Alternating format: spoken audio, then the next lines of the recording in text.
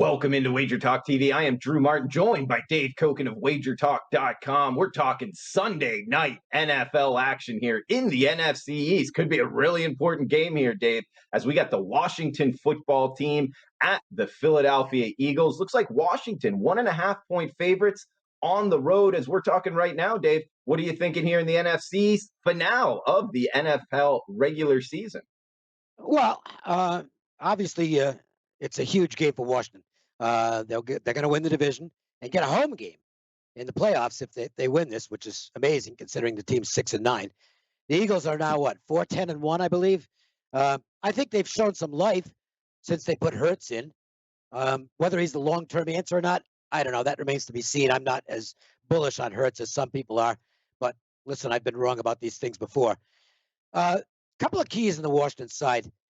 Number one, I think there might be an intangibles edge here just for the fact that they got rid of Haskins. They just dumped him. They said, get out of here. We don't want you anywhere around this football team anymore. I think that's a real plus. I think he'd become a distraction for them.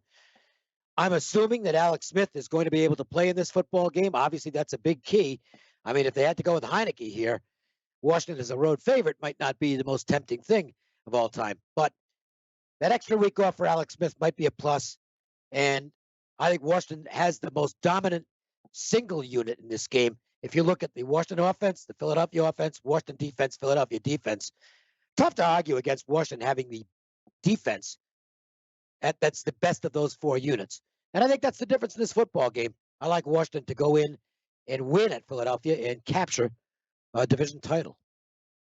Dave, you hit on a lot of good points there. And talking about the Washington defensive line getting after the opposing quarterbacks and really kind of neutralizing what Jalen Hurts, I think, can do for the Philadelphia Eagles.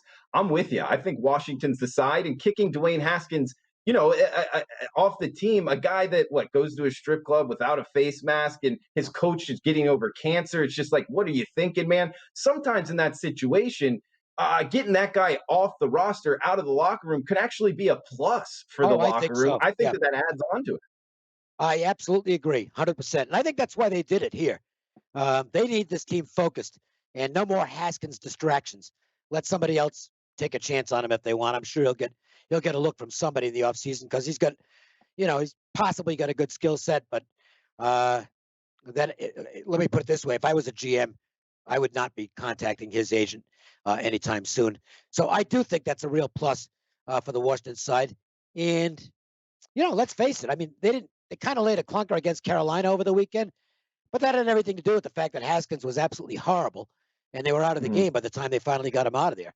I think Washington's just better than the Eagles, who've managed to find ways to lose games all season long, and I don't see why it'll be any different here.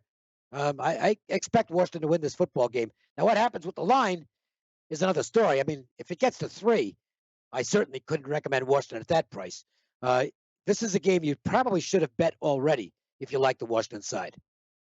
Yeah, and as we're talking right now, Dave, it seems to be Washington -1.5 is the prevailing number. I have a handicapping question for you. One of the best in the business. Oh, okay. Well, at the 1.5, at least at a couple sports books, do you recommend laying the 1.5 if you're liking the Washington side, or maybe going towards the money line at this price? Any preference there? Yeah, I'd rather. I'm not big for money lines. Not particularly. I mean, it's -135. Okay. I don't know. That to me doesn't seem worth it to save a.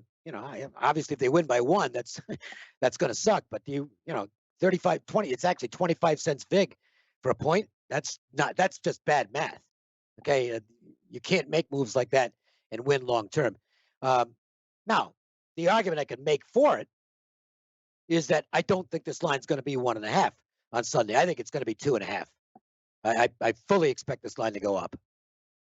Okay, good stuff, Dave. And you're right. It's mostly 2s as we're talking right now, just a couple 1.5s left. So he's Dave Cokin. Check him out, WagerTalk.com. Guys, enjoy the Sunday night football game, the last game on the NFL football regular season schedule. And also a reminder, check out WagerTalk and SportsMemo.com. And remember, it's $2 Tuesday each and every Tuesday at both websites. The top handicappers, top play, discounted to just $2 for $2 Tuesday. Good at both Sports Memo and WagerTalk.com.